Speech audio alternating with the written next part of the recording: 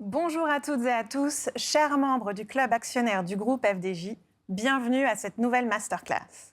Je m'appelle Aurélie Fardeau, je suis journaliste indépendante spécialisée en finance et en gestion de patrimoine et je vais vous accompagner tout au long de ce programme dans les studios de FDJ. Vous le savez, la formation fait partie de l'un des piliers fondateurs de votre club et à ce titre, nous avons le plaisir de vous présenter une nouvelle masterclass actionnaire dédiée à deux sujets essentiels. La performance annuelle 2022 de FDJ et ce temps fort que représente l'Assemblée générale. Nous vous présenterons d'ailleurs toutes les informations quant à celle de votre groupe qui se tiendra le 27 avril prochain. Sur le plateau avec nous aujourd'hui, une quinzaine de membres du club actionnaire tirés au sort pour participer au tournage de l'émission. Messieurs, dames, je vous salue chaleureusement, je suis ravie de vous avoir avec moi en plateau et j'espère surtout que vous allez passer un bon moment. Et si vous aussi, derrière votre écran, vous avez envie de découvrir les coulisses de l'émission, n'hésitez pas à tenter votre chance lors des prochaines sessions. Vous trouverez à l'écran le déroulé de cette nouvelle masterclass. Nous commencerons par la séquence décryptage qui portera sur la performance annuelle 2022 du groupe FDJ. Pour couvrir ce sujet stratégique, j'ai le plaisir de recevoir Marc Villaume, directeur relations investisseurs et communication financière du groupe. Ensuite, dans le cadre de notre séquence « L'œil de l'expert », nous aborderons les fondamentaux de l'Assemblée générale avec Aude Courtois, responsable corporate governance et droit boursier chez FDJ. Nous aurons ensuite un temps d'échange avec ces deux intervenants pour répondre à toutes vos questions, à vous dans le public, ainsi qu'à celles qui nous ont été envoyées en amont par email. Voilà pour le programme. Sans plus tarder, je vous propose de démarrer cette masterclass avec mon premier invité, Marc Villaume, directeur relations investisseurs et communication financière du groupe FDJ.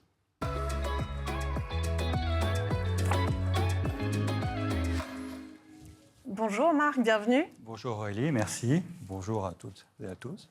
Alors Marc, en guise d'introduction, est-ce que vous pouvez nous parler des principaux faits marquants de 2022 pour le groupe FDJ ? Alors, 2022 a été une année riche, une année où le groupe a poursuivi sa trajectoire de croissance, donc une croissance durable, une croissance responsable. Autour de deux piliers qui sont essentiels, une performance financière d'une part, une performance extra-financière d'autre part. Comme vous le voyez à l'écran, donc la performance financière représentée en haut, extra-financière en bas, sont deux piliers qui sont indissociables dans la stratégie, dans l'externalisation aussi de nos résultats. Et cette dimension extra-financière est essentielle. Au-delà du fait qu'elle soit dans notre ADN, c'est également pour nous un important gage de durabilité. Je crois d'ailleurs me rappeler que la Loterie nationale, elle a été créée par des associations d'anciens combattants de la Première Guerre mondiale, les fameuses Golgassé. Tout à fait, Aurélie. Bon. Alors, au-delà de cette introduction, on va rentrer bien sûr dans le détail et je vous propose de démarrer par la dimension extra-financière. Et la première question que je voudrais vous poser, c'est qu'est-ce que ça recouvre, cette dimension extra-financière, et pourquoi c'est important pour un groupe comme FDJ de la mesurer et de la piloter au même titre que la performance financière ? Alors effectivement, c'est ce qu'on appelle la performance ESG. Donc cet acronyme, c'est l'environnement, c'est l'engagement sociétal et c'est la gouvernance. Ça regroupe par exemple la parité dans les équipes de direction ou au sein du conseil. Ça regroupe des indicateurs liés à l'empreinte carbone, la contribution sociétale, comme on va pouvoir en parler. Très bien. Vous parliez aussi de la contribution économique et sociétale de FDJ. Comment est-elle mesurée et qu'en ressort-il concrètement ? Alors, depuis un certain nombre d'années, depuis 7 ans, nous faisons mesurer par un bureau d'études, ça s'appelle le BIP, cette contribution donc sociétale, contribution économique et sociétale du groupe. Et comme vous pouvez le voir à l'écran, elle s'est élevée à 6,5 milliards d'euros en 2022, en croissance, et 6,5 milliards d'euros, ça correspond à 0,25% du PIB de la France. Donc la richesse nationale, 0,25 rien que pour FDJ. Grâce à FDJ, donc c'est une contribution assez significative et ça a permis de créer ou de maintenir plus de 55 000 emplois, dont plus de 20 000 ou 22 000 dans notre réseau de distribution, le réseau des bars tabac presse.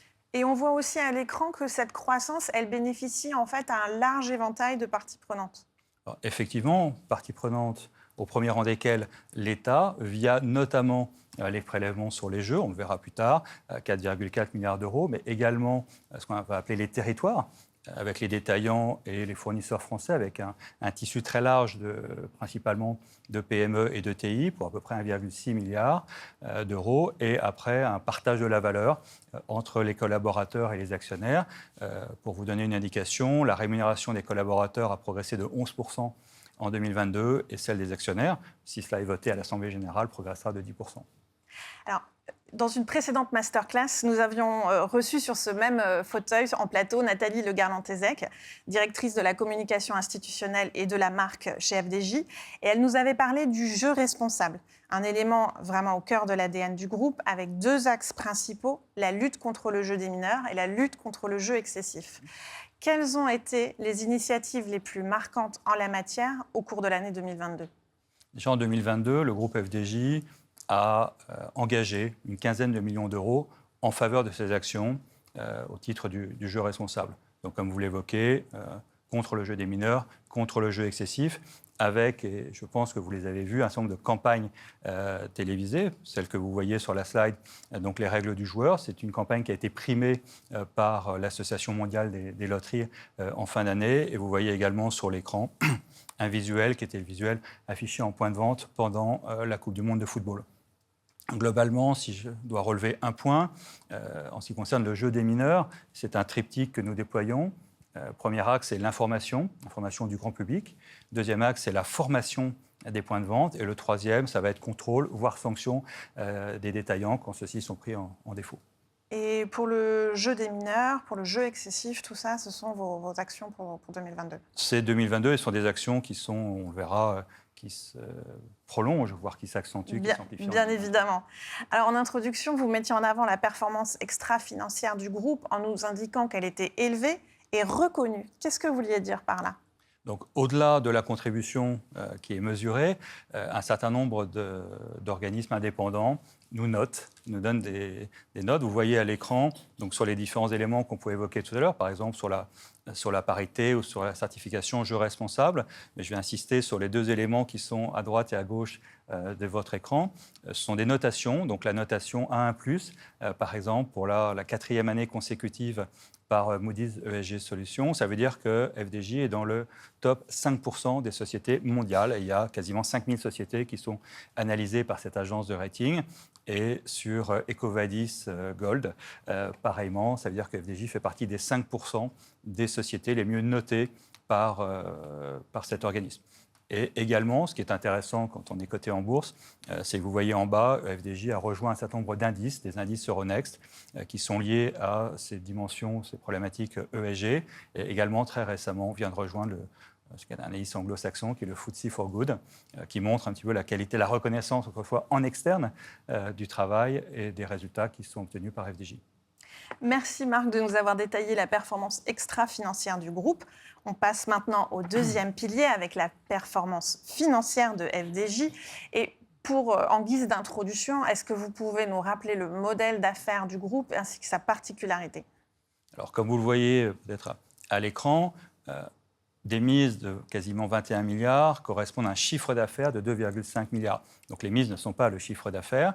Quand on part des mises, on voit le modèle redistributif du groupe, un retour aux joueurs de l'ordre de 68%, des prélèvements publics qui alimentent pour la plus grande partie la contribution sociétale qu'on évoquait tout à l'heure, et donc reste le produit net des jeux qui correspond peu ou prou au chiffre d'affaires. Entre les deux, vous avez le produit des autres activités, des activités de diversification, paiement et services, international et divertissement. Et donc, vous voyez que le chiffre d'affaires de FDJ représente à peu près 12% des mises. Et de ce chiffre d'affaires, on débouche sur un certain nombre d'autres indicateurs, mais je crois que nous allons les Bien les sûr, évoquer. on va y revenir. Mais d'abord, je voudrais m'attarder un petit peu sur ce chiffre d'affaires 2022, près de 2,5 milliards d'euros. Pouvez-vous nous présenter de façon un peu plus détaillée les différents éléments qu'il constitue ? Donc, c'est un chiffre d'affaires qui était en croissance de 9%. Une part plus que très significative de la croissance provient de la loterie. La loterie, son chiffre d'affaires a progressé de 11%. Globalement, la loterie représente plus de 75%, plus des 3/4 du chiffre d'affaires du groupe. Et au sein de la loterie, vous savez qu'il y a deux activités principales. Les jeux de tirage, l'auto euro million d'une part, et les jeux instantanés, ou ce qu'on appelle les jeux de grattage, cash par exemple. Et ces deux activités ont progressé de manière totalement identique. Après, vous avez les paris sportifs, qui représentent à peu près 20% du chiffre d'affaires du groupe. Et ces paris sportifs, vous avez une progression des mises qui a été de 4%, une progression du chiffre d'affaires qui a été de 1%, parce qu'entre les deux, et notamment grâce au parcours de l'équipe de France pendant la Coupe du Monde, vous avez ce qu'on appelle donc le taux de retour aux joueurs qui a augmenté. Donc, ce qui explique un petit peu ce petit décalage de progression ou de performance. Également, l'actualité des paris sportifs. On a lancé une activité de poker en fin d'année et on a fait une acquisition, mais qui ne se verra, qui ne devra se voir que mi-2023. Et enfin, pour conclure, donc, ces activités de diversification que j'évoquais, encore une fois, international, paiement et services et divertissement, avec une progression, une croissance très forte, plus 24%, mais qui aujourd'hui ne compte que pour quelques pourcents dans le chiffre d'affaires. Alors, si je résume, le chiffre d'affaires est en belle progression. Qu'en est-il des autres indicateurs financiers du groupe ? Bien, donc on évoquait 1000 chiffres d'affaires qui ont progressé de manière totalement identique, 9%.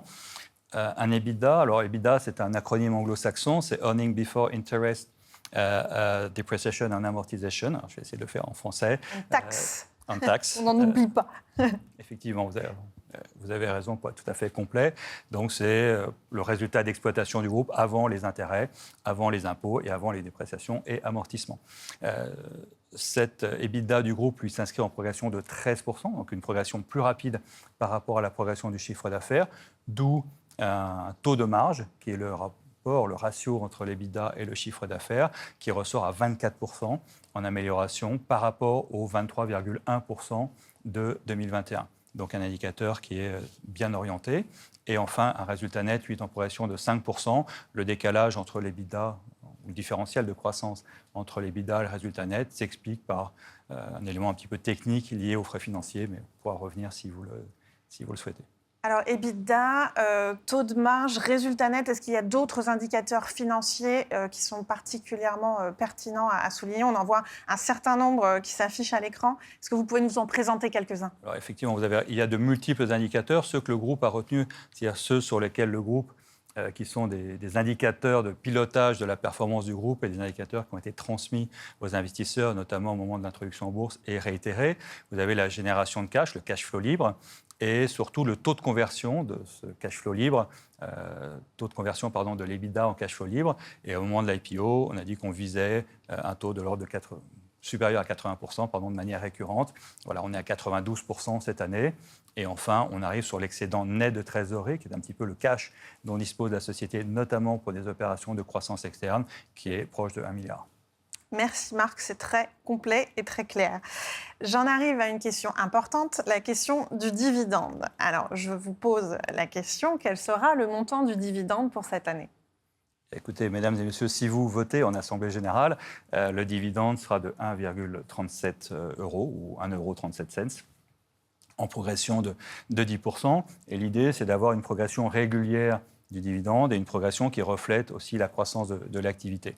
Donc plus 10%, et ce qui donne un taux de distribution, un payout en anglais, de 85%. Au moment de l'introduction en bourse, le groupe s'était engagé à avoir un taux de distribution de 80%, et cet engagement a été revu en hausse début 2022. On a donné une fourchette entre 80 et 90%, et donc sur 2022, on est à 85%, ce qui donne un rendement sur la base du cours moyen 2022 de 4%, et avec une mise en paiement le 9 mai, tout ça étant sujet à l'approbation de l'Assemblée générale du 27 avril. Alors, on a parlé des résultats 2022 pour le groupe qui sont bons. Je voudrais maintenant qu'on se tourne un peu vers l'avenir et à commencer peut-être par l'exercice en cours 2023. Quels sont vos objectifs pour 2023 ? Donc ces objectifs, c'est dans la prolongation de 2022. Ça s'inscrit dans ce qu'on verra juste après sur nos objectifs de moyen terme. Vous voyez à l'écran une croissance du chiffre d'affaires entre 4 et 5%. Alors, sur la base d'un chiffre d'affaires qui tient compte en année pleine des acquisitions que nous avons faites, parce qu'elles n'étaient reflétées que partiellement sur 2022. Un taux de marge stable à 24%, parce que le taux de marge que nous avons atteint en 2022 était notamment, on va dire, un petit peu boosté, si vous me permettez l'expression, par les très bonnes performances de nos points de vente, où les mises étaient en croissance de 8%, qui est un élément largement supérieure à ce que nous pouvions attendre, et cela avec une croissance des mises digitales, comme, j'ai envie de dire, à peu près tous les ans, de l'ordre d'une vingtaine de pourcents. Voilà pour la dimension financière. Et pour la dimension sociétale, vous vous fixez également des objectifs ? Alors, au-delà des objectifs, ce sont surtout des moyens que nous mettons en œuvre, puisque les objectifs, comme on a vu, ce n'est pas forcément nous qui les mesurons, mais sur les moyens, et je vais prendre 3 exemples de ce que nous avons fait ou de ce que nous allons faire. Premier exemple, peut-être avez-vous déjà vu les campagnes de publicité avec le PSG, avec les joueurs du PSG. Donc, ce sont des campagnes qui sont en faveur du jeu responsable, donc contre le jeu des mineurs et le jeu excessif. C'est le premier point. Le deuxième point, nous allons, dès 2023, abonder un fonds, c'est 10 millions sur 5 ans, pour former les lycéens ou pour les mettre un petit peu en garde, justement, contre ce qui peut être les dangers du jeu excessif. Et enfin, le troisième point, c'est très régulièrement, nous passons en revue notre portefeuille de jeux. L'idée, c'est de développer un petit peu une protection du joueur. Et nous avons certains jeux dont on peut penser que, par certaines dimensions, ils pourraient prêter, être un petit peu auprès de public très fragile. Et par exemple, le jeu Amigo, on va revoir à la baisse sa fréquence. Donc ça a un impact direct sur notre activité, mais on considère que c'est un engagement qui est important. À moyen terme, si on se projette au-delà de 2023, un horizon, par exemple 2025, qu'est-ce que ça donne en termes d'ambition ? Donc on s'inscrit dans la perspective qu'on vient un petit peu d'évoquer, donc une croissance avec toujours ces doubles piliers, financier, extra-financier. Si on regarde le financier, on est sur cette dynamique de croissance d'activité entre 4 et 5%, avec une croissance annuelle moyenne des mises digitales de l'ordre de 20%, et tout ça pour aboutir à un taux de marge, un taux d'EBITDA sur chiffre d'affaires supérieur à 25%. Donc vous avez noté, l'objectif 2023, c'est stable autour de 24%. Donc vous voyez qu'en 2025, on renoue avec la progression régulière de cette marge d'EBITDA. Ça, c'est sur la dimension qui est financière. Sur la dimension extra-financière, sur les 3 piliers, le premier pilier, en termes de jeu responsable, on a un engagement de passer sous la barre des 2% le produit des jeux de loterie en ligne réalisés avec ce qu'on appelle des joueurs à risque. Pour information, ce taux était de 2,3% en 2022. Sur le pilier environnemental, le groupe a déjà atteint les objectifs qui s'étaient fixés pour 2025 sur, on va dire, l'univers qu'il maîtrise, ce qu'on appelle techniquement le scope 1 et 2. Et l'idée, c'est de passer 2030 sur le scope 3 qui, par exemple, inclut les fournisseurs. Donc, on est sur vraiment partie prenante au sens large. Et donc, c'est de réduire de moitié cette empreinte carbone. Et enfin, un élément qui est important, on l'a évoqué tout à l'heure, cette performance ESG qui est mesurée par des cabinets externes, par des agences de notation externes. Donc, c'est maintenir la performance A1+, sur Moody's ESG Solutions. Et il est important pour vous de savoir que tant ces critères ou ces ratios financiers que ces critères ou ratios extra-financiers sont partie prenante dans la rémunération variable du management. Donc il y a parfait alignement des intérêts du groupe, des parties prenantes et bien évidemment du management du groupe. Merci Marc pour ces objectifs clairs et quantifiés à horizon 2025, donc tant sur le plan financier qu'extra-financier, ça on l'a bien compris. Est-ce qu'on peut se projeter encore au-delà, regarder vraiment les ambitions du groupe à long terme ? Ces ambitions vont rester autour de ces axes un peu structurants, donc notamment, vous voyez, renforcer un modèle de croissance durable fondé sur la protection du joueur. Donc on va plus loin que le simple, si je puis dire, jeu responsable. Amplifier l'impact positif sur la société, vous avez vu qu'il était déjà assez significatif, mais encore une fois, aller plus loin, amplifier, et peut-être quelque chose un peu nouveau, qui est de devenir un véritable acteur international. Nous sommes déjà présents aujourd'hui à l'international dans une dimension, on va dire, business to business, et l'idée là, c'est en loterie ou en paris sportif, en fonction des opportunités, intervenir sur une dimension business to consumer, c'est-à-dire directement en lien avec le consommateur final, et tout cela avec un socle qui nous guide depuis que notre raison d'être a été adoptée à l'Assemblée générale il y a 3 ans maintenant. Donc notre raison d'être que vous voyez, donc le jeu est notre métier, la contribution à la société est notre moteur et la responsabilité est notre exigence. Merci Marc, je vous propose de terminer sur cette phrase, votre raison d'être. Votre présentation touche à sa fin. Nous vous retrouverons tout à l'heure pour la séance de questions-réponses avec les actionnaires. Merci Aurélie. En cette période de l'année marquée par la préparation des assemblées générales, nous avons jugé pertinent de revenir sur les fondamentaux de l'Assemblée générale, son fonctionnement, son rôle et naturellement les droits et devoirs des actionnaires. Pour nous présenter cela, nous recevons Aude Courtois, responsable corporate governance et droit boursier chez FDJ.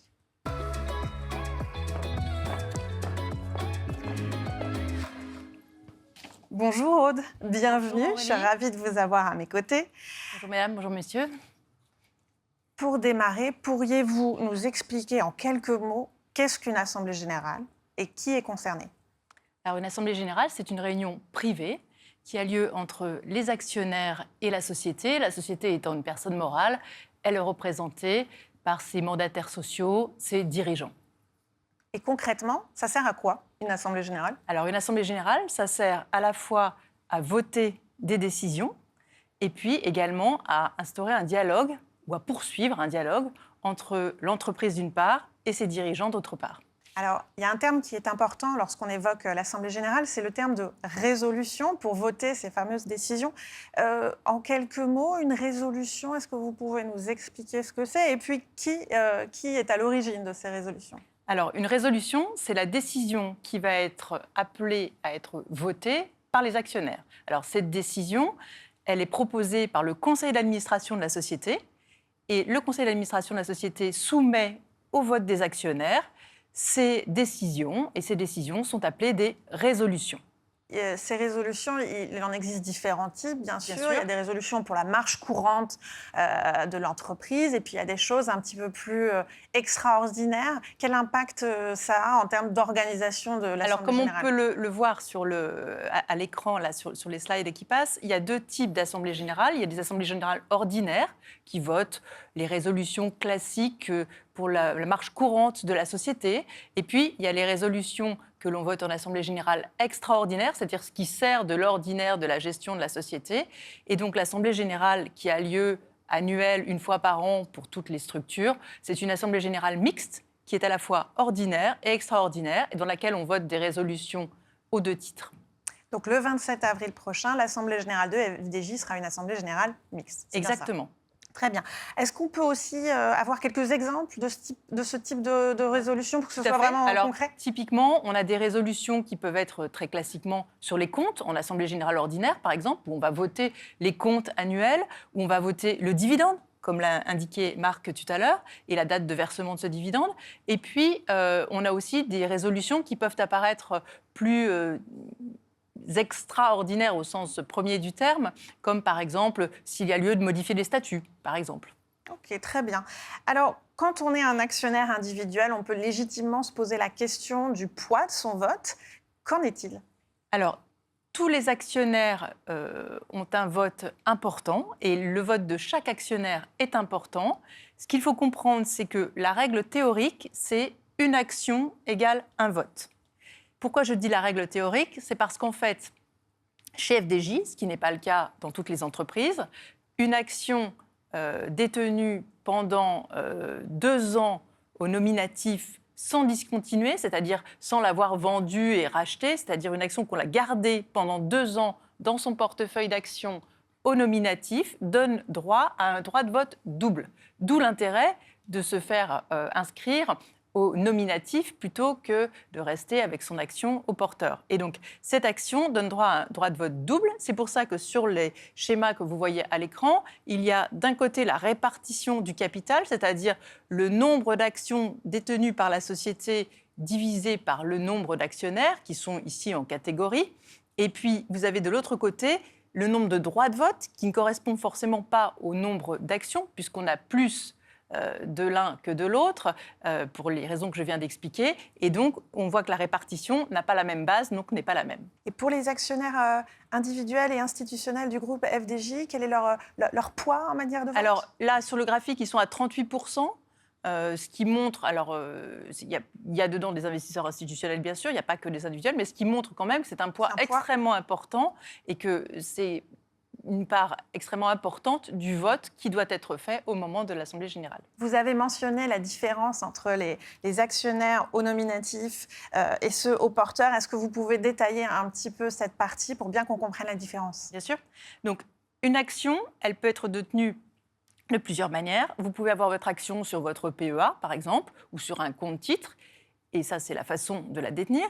Et cette action-là, elle peut être au nominatif, sur le même PEA, elle peut être au nominatif ou au porteur. Au porteur, ça veut dire qu'elle va être enregistrée dans les comptes, dans les registres qui sont détenus par la banque. Par exemple, vous êtes dans une banque X, sur les registres de la banque X, il va être indiqué que Madame Dupont détient 30 actions FDJ.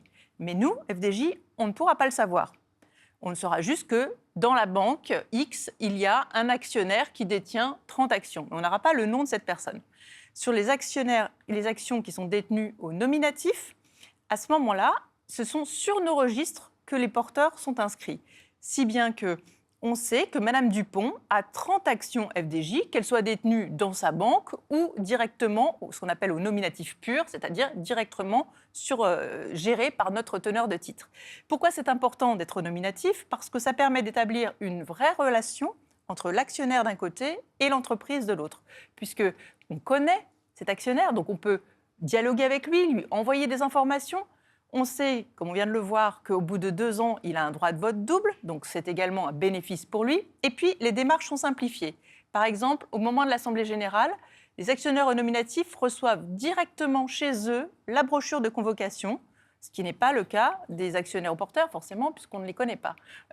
Ils ont également un bulletin de vote pré-rempli, avec le nombre de droits de vote qu'ils détiennent. Donc il y a beaucoup d'avantages à s'inscrire au nominatif. Et pour le faire, c'est très simple, il suffit d'en faire la demande à sa banque. Merci Aude pour ces précisions. Nous allons maintenant passer à la partie vraiment très concrète. L'Assemblée générale 2023 de FDJ approche à grands pas. Vous l'avez dit, c'est le 27 avril prochain. Pouvez-vous déjà nous dire qui peut y participer et comment?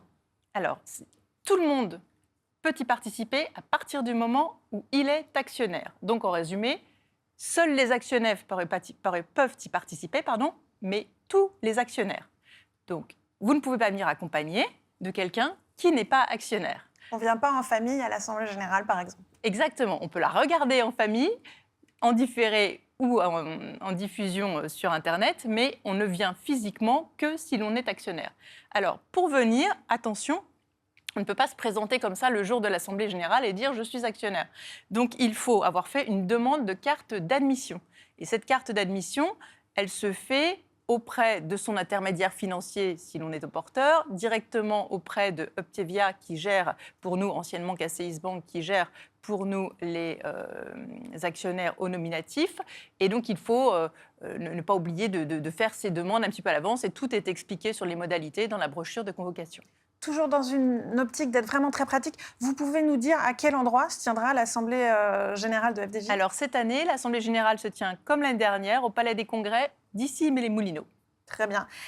Vous avez évoqué donc les démarches à entreprendre pour y assister physiquement. Est-ce qu'on reçoit un document? Il faut s'inscrire? Est-ce qu'on n'est pas inscrit préalablement automatiquement? Non. Comme je l'ai expliqué, effectivement, on reçoit une brochure de convocation qui est publiée, quoi qu'il arrive, sur Internet, sur le site Internet de la société, et qui est envoyée aux actionnaires en nominatif. Sur cette brochure de convocation, vous avez tout est indiqué sur la façon dont on demande sa carte d'admission, puisqu'il faut une carte d'admission pour venir à l'Assemblée générale. Cette carte d'admission peut être demandée ou auprès de son intermédiaire financier, ou auprès de Ptevia, si l'on est au nominatif. Mais dans tous les cas, il faut arriver avec une carte d'admission à l'Assemblée générale. On va parler du vote, puisqu'en Assemblée générale, on vote. Comment les actionnaires peuvent-ils voter? Faut-il nécessairement se déplacer à Issy-les-Moulineaux pour le faire? Alors, il y a plusieurs manières de voter. Vous pouvez voter soit avant l'Assemblée générale, à partir du moment où vous avez reçu cette fameuse brochure de convocation, en tout cas à partir du moment où elle a été publiée, puisque vous avez dedans la liste de toutes les résolutions sur lesquelles vous êtes amené à voter. Et vous pouvez tout simplement voter par correspondance, c'est-à-dire en renvoyant votre bulletin de vote complété. Et sinon, vous pouvez également voter si vous êtes, par exemple, dans le cadre de votre PEA dans votre banque. Vous avez souvent un lien sur votre PEA qui vous permet de voter par ce qu'on appelle Vote Access, qui est un outil de vote sur Internet lié à votre intermédiaire financier. Vous pouvez également voter le jour de l'Assemblée générale, bien sûr. À ce moment-là, quand vous arrivez avec votre carte d'admission, en échange, on vous donne un boîtier électronique de vote et pendant l'Assemblée générale, vous votez avec ce boîtier. Et puis, vous pouvez également donner mandat à quelqu'un pour voter, que ce soit un tiers ou que ce soit, par exemple, la présidente de FDJ qui, à ce moment-là, votera en votre nom. Vous avez mentionné l'importance du dialogue au sein de l'Assemblée générale. Comment ce dernier est-il organisé? Est-ce qu'il est prévu un temps d'échange entre les actionnaires et les dirigeants du groupe? Alors bien sûr, pendant l'Assemblée générale, mais aussi en amont de l'Assemblée générale, ce dialogue est fortement développé. Donc, en amont de l'Assemblée générale, vous pouvez poser vos questions par deux biais, ou par courrier postal, en envoyant votre question au siège de la société, ou sur une adresse mail dédiée qui est agfdj2023@lfdj.com. Et qui s'affiche à l'écran. Exactement. Et ceci avant le 21 avril 2023, qui est la date limite pour envoyer vos questions. Alors, ce qu'il faut absolument savoir, c'est que c'est un dispositif qui est extrêmement encadré légalement. Et donc, on ne peut pas envoyer n'importe quelle... Les questions sont réservées aux actionnaires. Donc, pour que nous vous répondions à vos questions, il faut absolument que nous ayons la preuve que vous êtes actionnaire. Et pour avoir cette preuve, il y a deux manières. Soit vous êtes toujours au nominatif, donc à ce moment-là, vous êtes dans nos registres, donc on vous voit, donc rien besoin d'envoyer, juste votre question et votre nom. Soit vous êtes au porteur, et à ce moment-là, il faut demander à votre banque une attestation de détention de titres, et à ce moment-là, vous nous l'envoyez en même temps que votre question, et nous pouvons y répondre. Et nous y répondons sur le site internet de la société, dans un encart dédié, jusqu'au jour de l'AG. Et le jour de l'AG? Exactement. On peut et aussi... le jour de l'AG, bien sûr, il y a un dialogue en direct avec les actionnaires, puisqu'il y a une séance de questions-réponses qui est établie dans le déroulé de l'AG, dans laquelle tout actionnaire présent dans la salle peut tout à fait lever la main et obtenir un micro pour poser sa question à laquelle il est répondu en direct. Et puis, il y a encore une dernière manière, ce sont pour les actionnaires qui n'ont pas pu se rendre et qui suivent par la transmission de l'Assemblée générale. Il y a un chat qui permet de poser ces questions, mais on prend en priorité, évidemment, les questions des gens dans la salle. Bien sûr. Alors, merci Aude. On voit que l'Assemblée générale, c'est un événement qui est très codifié, avec beaucoup d'étapes préalables. Pour l'Assemblée générale du 27 avril prochain, quelles sont les dates clés à retenir en termes de calendrier? Alors, il y a les dates de publication et les dates de vote, on va dire. Alors, donc, au départ, on publie l'avis de réunion le 22 mars. Cet avis de réunion, il comporte l'ordre du jour de l'Assemblée, c'est-à-dire les résolutions. Le 6 avril est mise en ligne la brochure de convocation et les actionnaires au nominatif la reçoivent à leur domicile. Et dans cette brochure de cette convocation, il y a bien entendu les résolutions, mais également beaucoup plus d'informations, comment se rendre, comment voter. On détaille les résolutions avec l'exposé des motifs, c'est-à-dire on explique pourquoi est-ce qu'on veut voter telle ou telle résolution, etc. Donc c'est un document vraiment extrêmement complet pour les actionnaires. À partir du 10 avril, on publie l'avis de convocation définitif et celui-ci ouvre la plateforme de vote, c'est-à-dire que le vote est ouvert, de toutes les manières que je viens d'indiquer, entre le 10 avril et le 26 avril. Et puis, donc, veille de l'AG. Et le 21 avril, c'est la fin du délai pour poser les questions. Bien sûr, nonobstant les questions qu'on posera pendant l'Assemblée générale le 27 avril. Merci Aude pour toutes ces explications. À l'écran, vous voyez par ailleurs s'afficher deux endroits où les actionnaires peuvent retrouver les informations essentielles pour se préparer au mieux à l'Assemblée générale 2023. Et si j'ai bien noté une date, c'est le 6 avril prochain. Publication importante donc à suivre pour les actionnaires. Merci Aude, surtout vous restez bien avec nous puisque nous allons maintenant passer à la séance de questions-réponses. Et j'invite Marc Villaume à revenir sur le plateau pour que vous puissiez tous les deux répondre aux questions qui vous seront adressées. Prenez place, Marc. Nous avons reçu déjà en amont par email un certain nombre de questions, mais bien évidemment, comme en assemblée générale, je vais d'abord me tourner vers les actionnaires qui sont présents avec nous. Alors, vous avez un petit micro à disposition. Si vous avez une question, eh bien, la parole est à vous. Il suffit de lever la main. Allez, est-ce qu'on peut passer le micro à monsieur ? Et on vous écoute. Et vous pouvez nous dire à qui s'adresse la question, comme ça. Voilà. Je vais l'adresser à monsieur. C'est pour vous. Vous nous avez présenté de manière assez détaillée les résultats 2022 de l'entreprise. Une des parties prenantes essentielles pour une entreprise, ce sont ses salariés. Quel est l'impact de ces résultats sur les salariés, par exemple en matière d'intéressement ou de participation aux bénéfices ? Donc, comme on l'évoquait, c'est au niveau de ce partage de la valeur. La rémunération globale des collaborateurs du groupe l'année dernière a progressé de 11%, principalement liée à des augmentations de salaire, mais également à des recrutements. Donc, il y a ces deux dimensions. Et aujourd'hui, pour vous donner une indication, intéressement et participation, ça représente 24% du salaire des collaborateurs du groupe. Je crois qu'on est quand même sur un niveau qui est extrêmement élevé par rapport aux sociétés globalement en France, SBF 120, quel que soit l'indicateur. Merci pour cette réponse. Est-ce qu'il y a d'autres questions dans la salle ? Je crois que monsieur... Hop. On vous écoute. Une question pour madame. Vous m'entendez ? On vous entend très bien. Oui, allez-y. Concernant les assemblées générales, je fais un parallèle avec les assemblées générales de copropriété. Et dans ces AG-là, il y a des résolutions également, lesquelles sont dépendantes d'articles de la loi, qui sont articles 24, 25 ou 26. Est-ce qu'il y a des choses similaires dans les résolutions de l'Assemblée générale, c'est-à-dire des résolutions qui nécessitent des majorités différentes en fonction du type de résolution ? Alors, effectivement, il y a des quorums, en tout cas, de participation, c'est-à-dire qu'une AG ne peut se tenir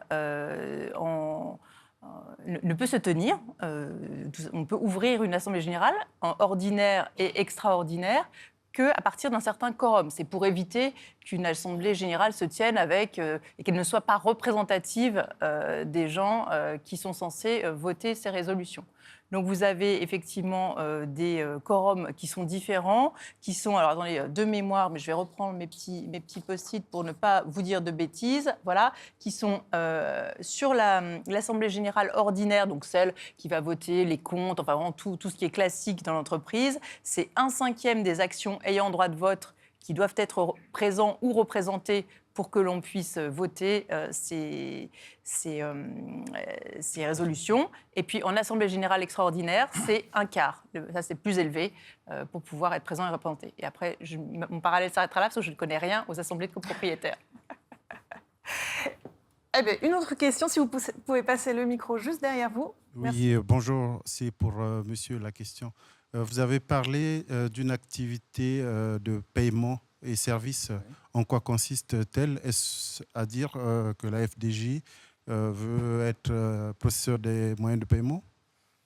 Alors, effectivement, peut-être avez-vous vu, ou vous verrez, quand vous rentrez dans un point de vente, aujourd'hui, quasiment la moitié des points de vente, donc on a 15 000 points de vente qui offrent cette possibilité, cette activité de paiement et services, qui initialement a été lancée il y a 2 ans pour permettre aux Français de payer dans des points de vente leurs impôts, leurs amendes. C'est-à-dire qu'on a gagné un appel d'offres qui a été lancé par la DGFiP, la Direction générale des finances publiques, qui a fermé un certain nombre de perceptions ou de lieux, de centres des impôts.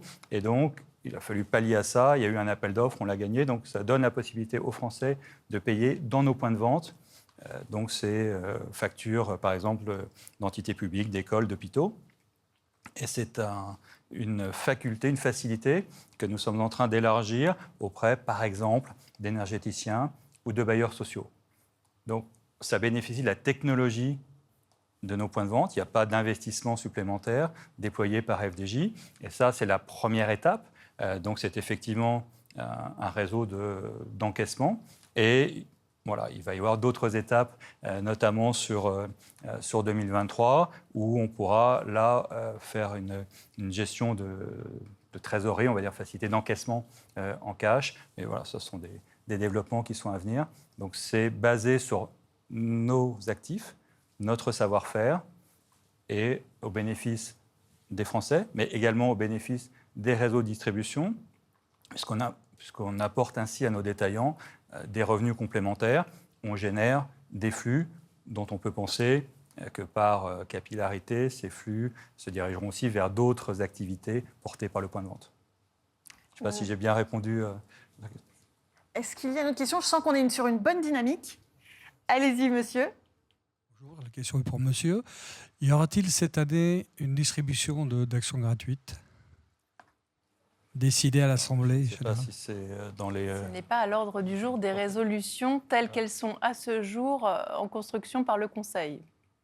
Bon, si jamais cela devenait changer, j'imagine qu'on ferait... Tout à fait. On pourrait en informer, cas, messieurs.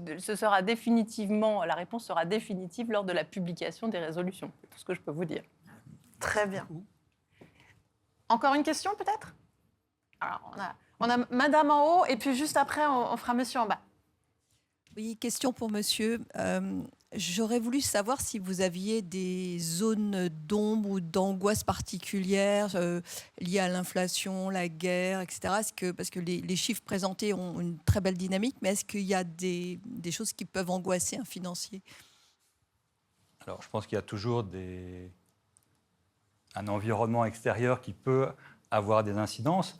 À date, alors déjà, vous voyez que les prévisions économiques ou macroéconomiques ou d'inflation ou de croissance sur 2023, aujourd'hui, sont plus optimistes qu'elles n'étaient il y a quelques semaines. Enfin, globalement, c'est vrai que, alors là, je m'exprime au nom du directeur financier, il y a forcément la prise en compte de l'inflation, il y a forcément des prises en compte de ce que peuvent être, ce qui n'a pas été vu à date, des changements de comportement des consommateurs au niveau de la demande.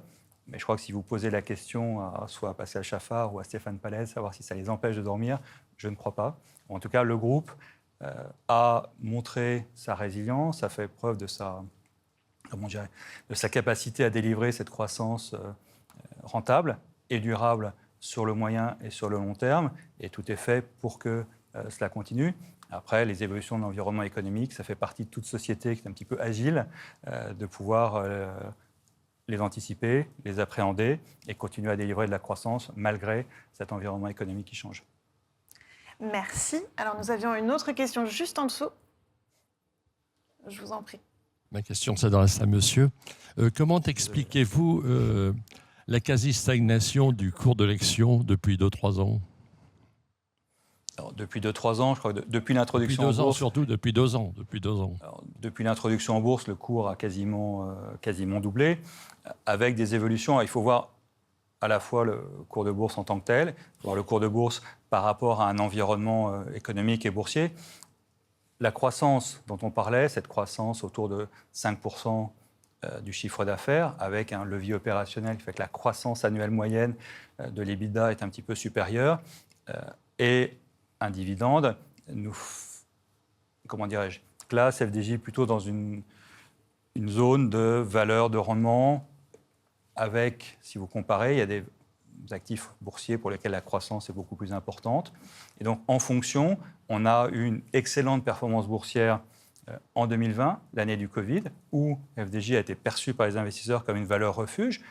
Maintenant, en 2021, il y a eu un rebond boursier. Donc FDJ était moins une valeur refuge. Donc à chaque fois, c'est une analyse à faire en comparaison. Si on regarde la croissance, en tout cas la performance boursière en 2022, on a à peu près fait l'indice. Donc voilà, c'est, je dirais par rapport au profil de croissance, au profil de rendement et au profil de risque, qui est aussi important à prendre en considération. Vous avez un marché qui va donner une certaine valeur, on va dire, au risque ou pas, ou au contraire, et donc plutôt vu comme une valeur de fonds de portefeuille. Si je crois reprendre le commentaire du journaliste d'Investir dans l'édition de ce week-end, voilà, une valeur de fonds de portefeuille avec une croissance régulière. Mais c'est vrai que sur le marché boursier, comme vous savez, il peut y avoir des valeurs qui délivrent, ou en tout cas avec des promesses de délivrer des croissances supérieures, mais aussi avec un risque qui est plus élevé. Donc comme l'évoquait Madame, effectivement, on délivre tous les ans ce sur quoi nous nous sommes engagés, ce qui est déjà bien. Merci Marc Guillaume. Est-ce qu'il y a une dernière question peut-être dans le public? Allez, une dernière question. Une question complètement différente, mais je crois savoir que l'entreprise a une fondation. Il avait été évoqué à l'Assemblée générale 2022 un certain nombre d'objectifs. Est-ce que vous avez quelques éléments à nous fournir sur les résultats 2022 qui auraient été accomplis par la fondation? Alors, on a plein d'éléments. Je ne sais pas si je crois que ni Aude ni moi ne sommes spécialistes au point de pouvoir vous répondre. Mais ce qu'on vous propose, c'est par rapport à cette question, on va mettre sur le site du club actionnaire effectivement les réalisations de la fondation. Vous verrez qu'elles sont nombreuses. Et je crois qu'on peut, ce qui n'est pas un secret, dire qu'en 2023, la fondation a fêté ses 30 ans d'existence. Peut-être vous rappelez-vous que l'année dernière, on a augmenté de manière assez substantielle le budget de fonctionnement de la Fondation pour le quinquennat à partir de 2023. Mais en ce qui concerne les réalisations 2022, qui sont votre question, on va pouvoir vous communiquer via le site du club. Donc pour ce point précis, effectivement, le club actionnaire vous fera une réponse circonstanciée et détaillée. Et ce sera de même pour les questions que nous avons reçues en amont par email, puisque malheureusement le temps file et que nous n'aurons pas le temps de les passer. Donc merci beaucoup à tous pour vos questions. C'était très riche. Merci beaucoup. Merci surtout à vous pour les réponses, d'avoir joué le jeu. Et je propose à présent à notre audience de passer à la Minute FDJ, la dernière partie de notre masterclass. Pour cette session, nous vous proposons une sélection de statistiques obtenues dans le cadre d'une enquête menée très récemment en amont de l'Assemblée générale auprès de nos actionnaires individuels. Ces résultats sont très importants pour le groupe. Pourquoi? Car ils lui permettent de mieux identifier le profil de ses actionnaires, leurs attentes, leurs besoins, bref, des informations essentielles à la bonne gestion des relations que FDJ entretient avec vous. Un premier chiffre. C'est plus de 13 000. C'est le nombre élevé de répondants à ce questionnaire et nous vous en remercions chaleureusement. La seconde statistique vous concerne directement, chers membres du club actionnaire, puisqu'il s'agit du taux de satisfaction des masterclass du club qui s'élève à près de 83%. Nous sommes ravis de savoir que vous appréciez ce nouveau concept de formation pédagogique que nous avons mis en place il y a à peu près 1 an maintenant. C'est un bilan particulièrement encourageant et prometteur pour les prochaines éditions. Pour conclure, voici à l'écran les 3 thématiques les plus plébiscitées pour l'Assemblée générale des actionnaires, qui se tiendra, je le rappelle, le 27 avril prochain. L'équipe en charge de préparer l'Assemblée générale va bien entendu en tenir compte. Rendez-vous donc dans quelques semaines pour cet événement majeur de la vie du groupe. Nous espérons que cette masterclass vous a plu et qu'elle vous a apporté toutes les informations essentielles sur la performance du groupe 2022 et sur l'Assemblée générale d'avril 2023. L'équipe du club actionnaire reste à votre disposition pour toute question complémentaire. Vous pouvez d'ailleurs voir à l'écran les coordonnées pour les joindre. Merci infiniment de votre fidélité. N'hésitez pas à recommander le club à vos proches qui ne sont pas encore membres. Prenez bien soin de vous et à bientôt.